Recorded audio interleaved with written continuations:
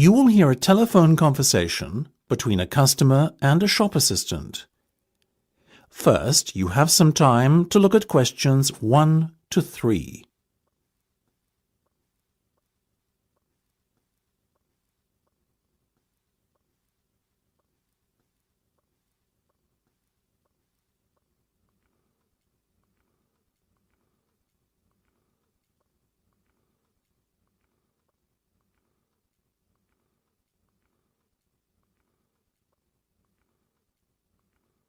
You should answer the questions as you listen, because you will not hear the recording a second time.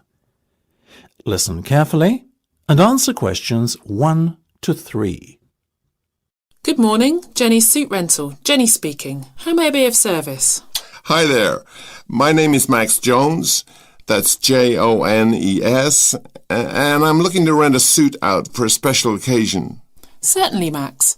We charge a set fee for our services. You can either choose from our designer range and pay £50 to rent your suit out, or choose from our standard range at a cost of £25. So, what will it be? Oh, the first option, please, Jenny. £25, did you say? Unfortunately not. The designer range is twice that price. Oh, in that case, I'll take the second option. Standard, was that it? That's right.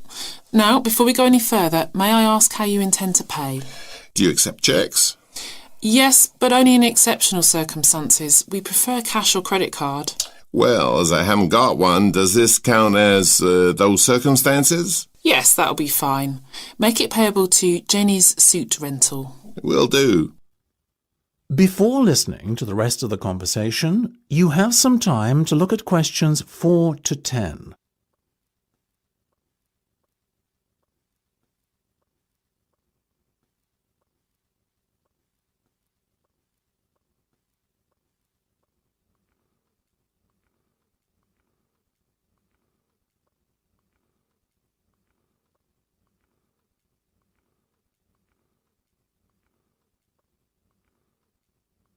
Now listen and answer questions 4 to 10.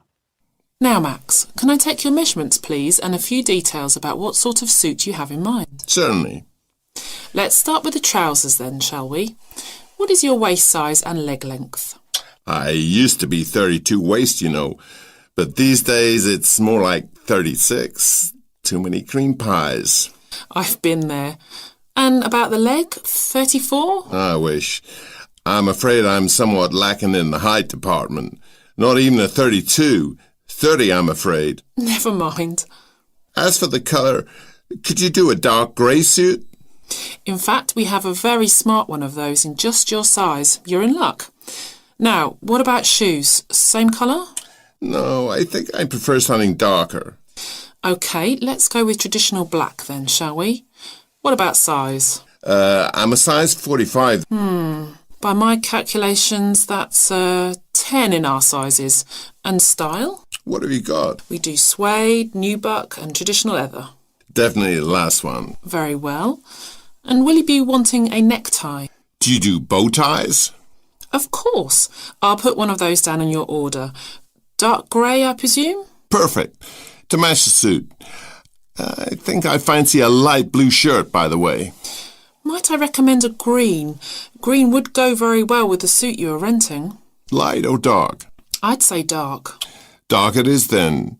My neck size is 17 and a half. Hard to believe that a little over a year ago I could fit into a 15, isn't it? Those cream pies again, right? You got it. Now, what about your suit jacket? Same colour as the trousers, obviously, but what size? Medium should be fine. You sure? Yeah. And have you got any of those 3-button ones? I'm afraid not. The 1 and 2 button suit jackets are far more popular at the moment. In fact, the 1 button is all the rage. Let's have that one then. No problem. Now. That is the end of part 1. You now have half a minute to check your answers.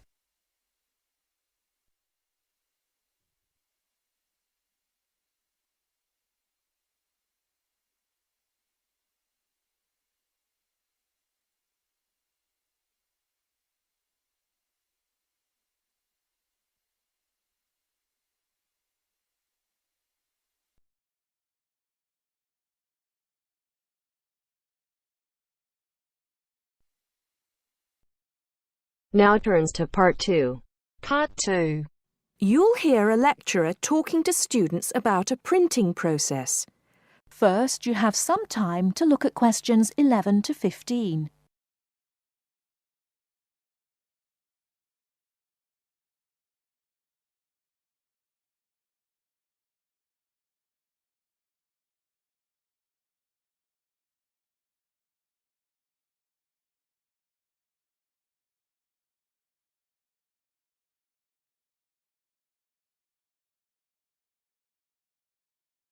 Now, listen carefully and answer questions 11 to 15.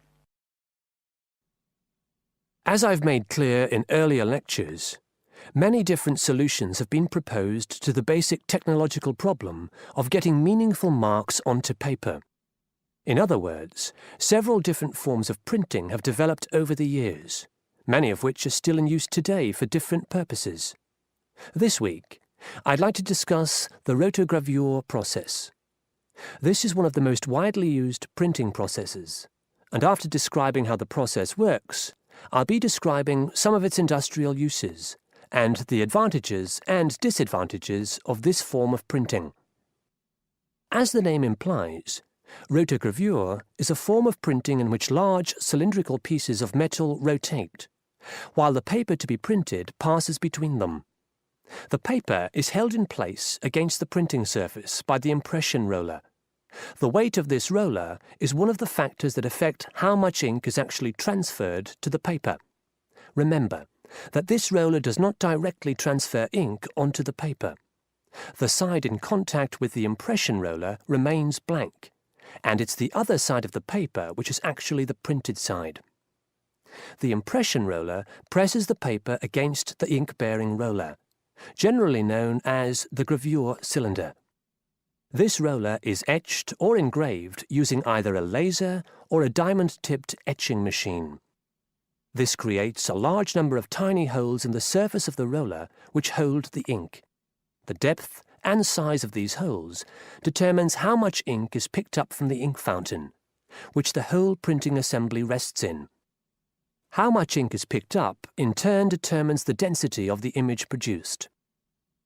As it rotates, the lower roller picks up more ink on its surface than is required, and this needs to be removed before contact with the paper.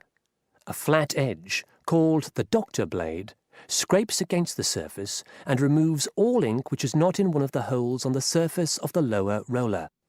This should lead to a clean image. Before you hear the rest of the talk, you have some time to look at questions 16 to 20.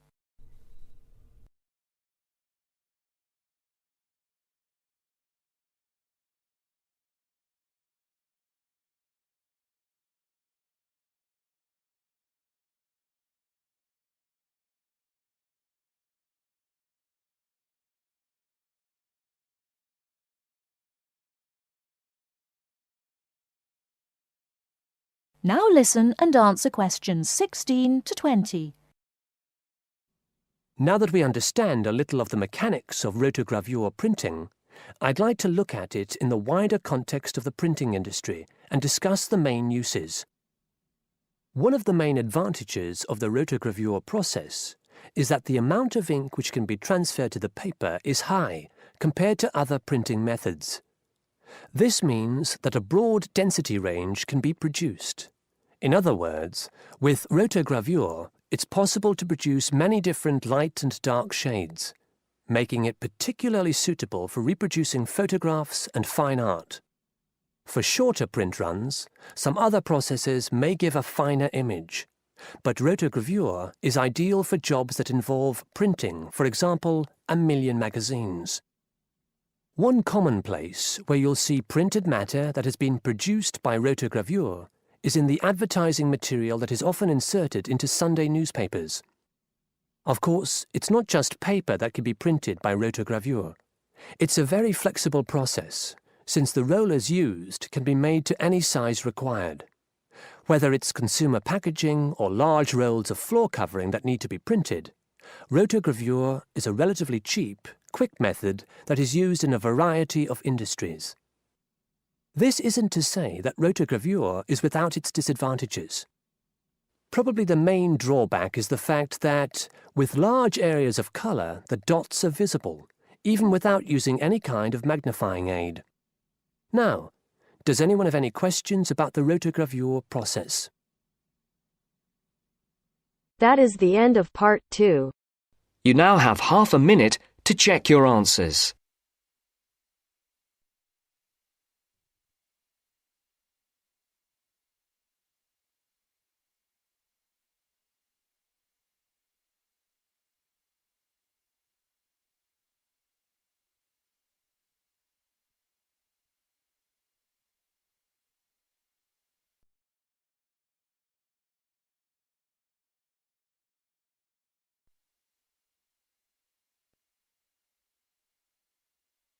Now turns to part 3. Part 3. Richard Murray, a zoologist and popular TV personality, has been giving a talk on endangered species of wildlife to members of the Young Conservationists Association in a small town in the south of England. Listen to the extract from the discussion he had with 2 of the young people after his talk. First, you have some time to look at questions 21 to 25.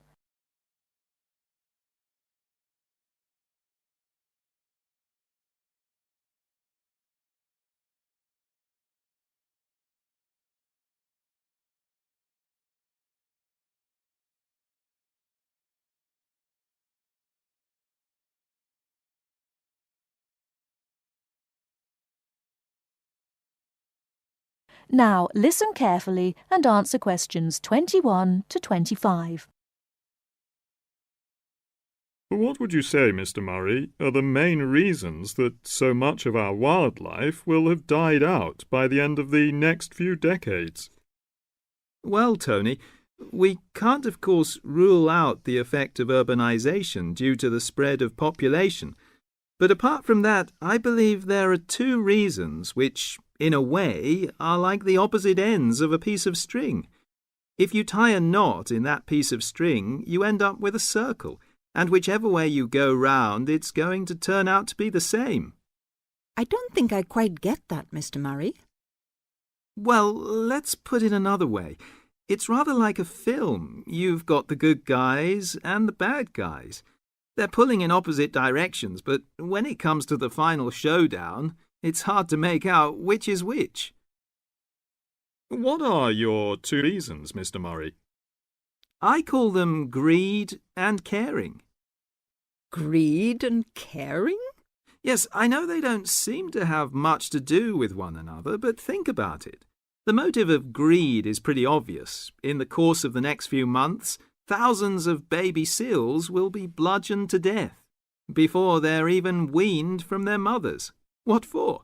For the sale of their skins at inflated prices to please the vanity of a few and line the pockets of the killers. Crocodiles will be slaughtered to provide shoes and handbags for the rich. Gorillas, tigers, leopards and rhinos will be hunted for senseless sport or poached in defiance of regulations. Their skins, their horns, and their magnificent heads will be used as trophies to decorate someone's living room floor or walls. That's terrible. Yes, but it's not all. The whale, probably the most impressive and certainly one of the most intelligent sea mammals in creation, will be cruelly hunted and harpooned to make more money for the profiteers. The dolphin, the sailor's friend, will be indiscriminately battered to death at so much a head on the grounds that it is taking away the livelihood of a few fishermen by consuming the fish in its natural habitat.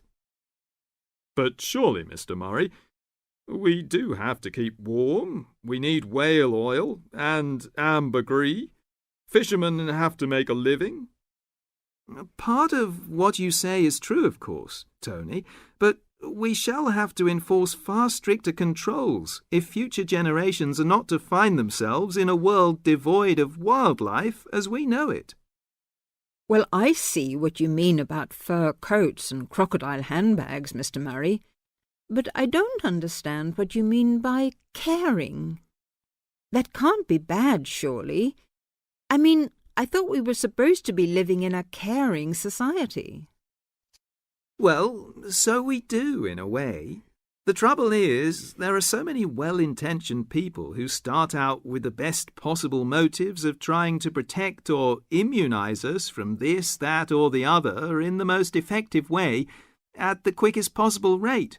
But in their enthusiasm, they lose sight of the long-term consequences.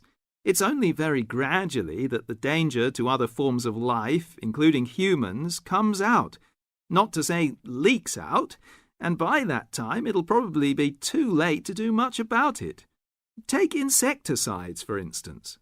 But Before you hear the rest of the talk, you have some time to look at questions 26 to 30.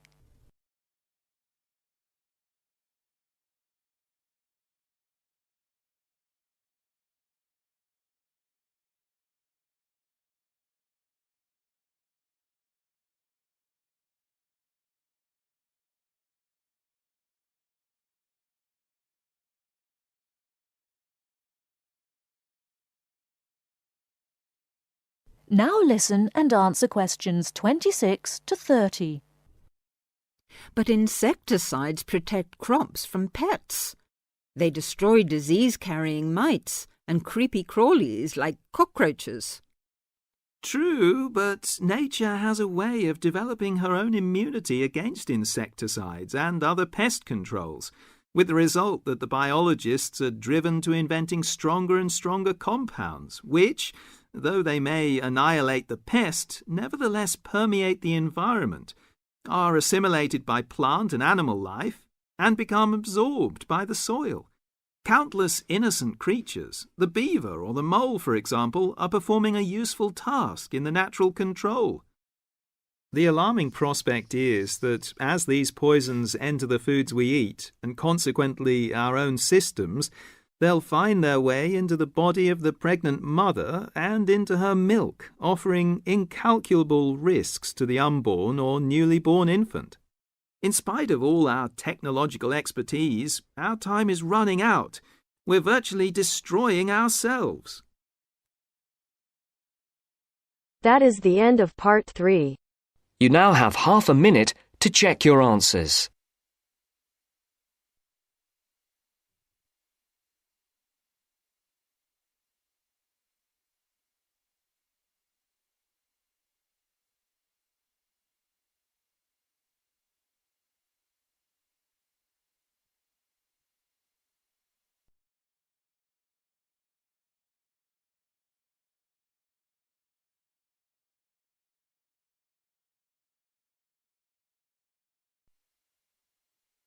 Now turns to part 4.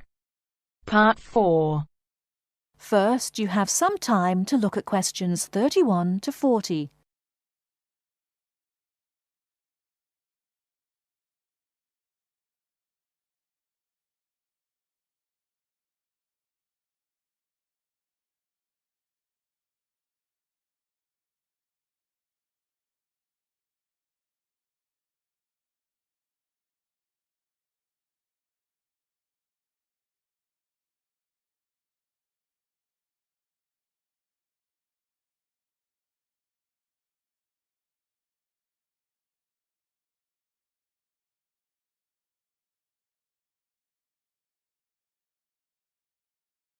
Now listen carefully and answer questions 31 to 40. The word thesaurus comes from Greek and means treasure house. So, to tell us more about Roget's thesaurus is linguist Dr. Cindy Channer. Now then, Cindy, we know Roget classified the English language. Well, the 150th edition has just come out. It sold 32 million copies. Yes, that's right, 32 million. What is it? Roget's thesaurus. Now, Roget's thesaurus is a type of dictionary in which words with similar meanings are grouped together. The word thesaurus comes from Greek and means treasure house. So, to tell us more about Roget's thesaurus is linguist Dr. Cindy Channer. Now then, Cindy, We know Roger classified the English language, but what do we know about the man himself? Well, Mr. Roger, or to give him his full name, Peter Mark Roger, was a very interesting man indeed. He grew up in London, he was French, and he spent his early life in a French community there.